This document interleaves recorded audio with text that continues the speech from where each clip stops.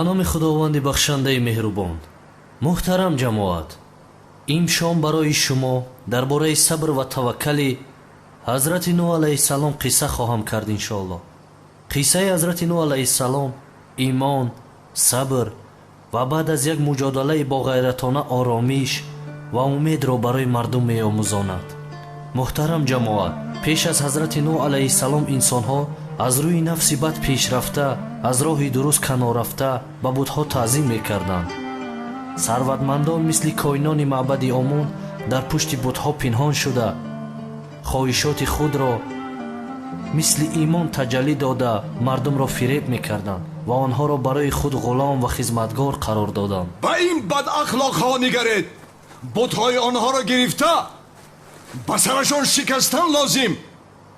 тавба, астағфируллоҳ.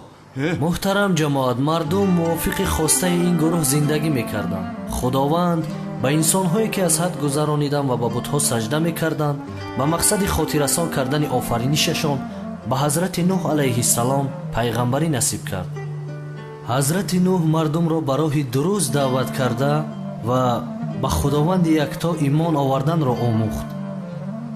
ин боиси аз байн рафтани обрӯи сарватмандон ва шӯҳратмандону ғоратгарон гашта буд.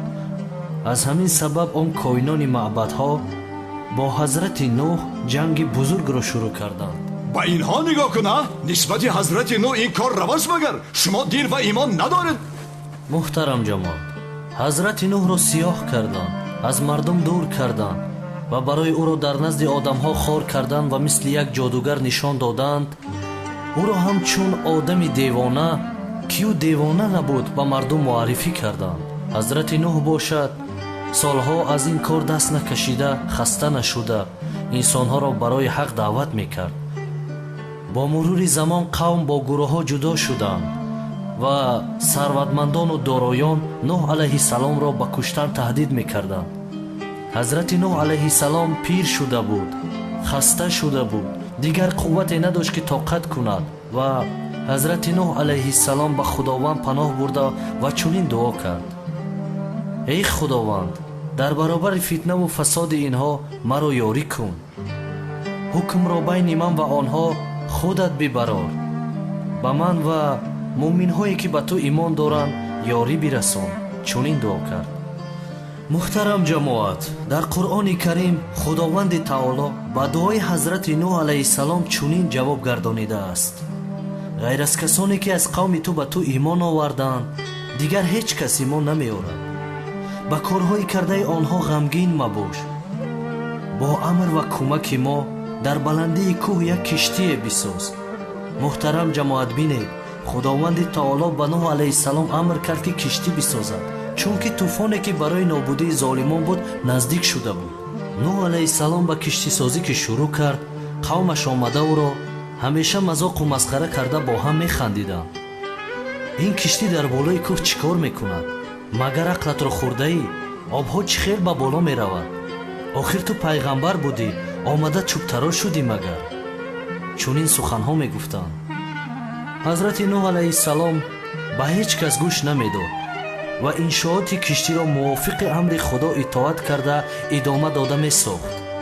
муҳтарам ҷамоат, вақте ки сохтмони киштӣ ба итмом расид, худованди таоло ба ҳазрати нӯҳ алайҳиссалом ва касоне ки ба ӯ имон оварданд ва аз ҳар ҳайвоне як ҷуфт ба киштӣ савор шуданро амр кард.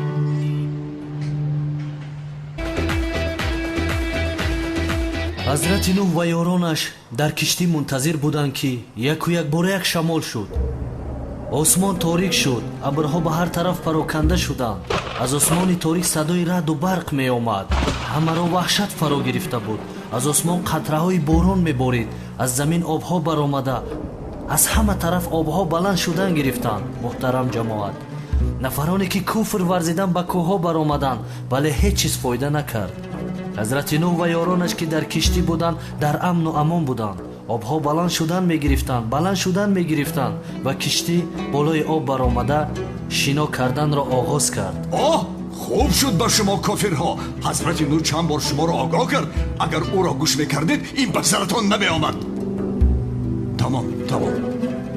муҳтарам ҷамоат, дар ҳамин замон ҳазрати нӯҳ писарашро ки ба тарафи кӯҳ медавид дид ва ба ӯ чунин гуфт: писарҷонам, биё бо мо бош, ба киштӣ шин, бо кофирон мабош. Гуфт.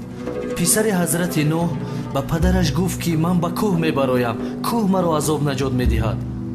дар ҳамин вақт ҷамоати муслимин як миқдори об омад ва писари ҳазрати нӯҳ алайҳиссаломро дар назди чашмонаш гирифта ғарқ намуд.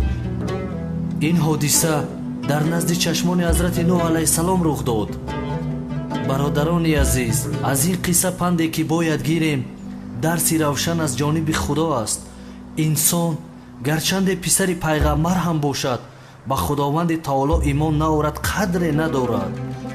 инсонро дар хонаи охират қалби салим, имони мустаҳкам ва амалҳояш наҷот медиҳад. муҳтарам ҷамоат, ба қиссаамон бармегардем. тӯфон баланд шудан гирифт, кӯҳҳоро зери худ кард, тамоми замин зери об монда буд. ғайр аз ҳазрати нӯҳ алайҳиссалом ва ёрону ҳамроҳонаш ҳама ҳалок шуданд. баъд аз лаҳзаи осмон аз боридан монд, обҳои замин кам шуд. киштии ҳазрати нӯҳ алайҳиссалом ба болои як кӯҳ баромада ва он ҷо истод.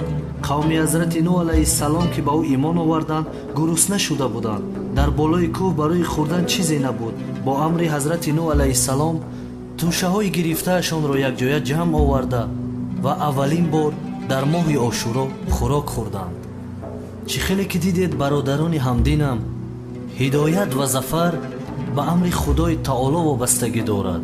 мусалмонҳо аз рӯи шумора кам буданд, вале ба золимон ғолиб меомаданд ва ин аввалин бор нест.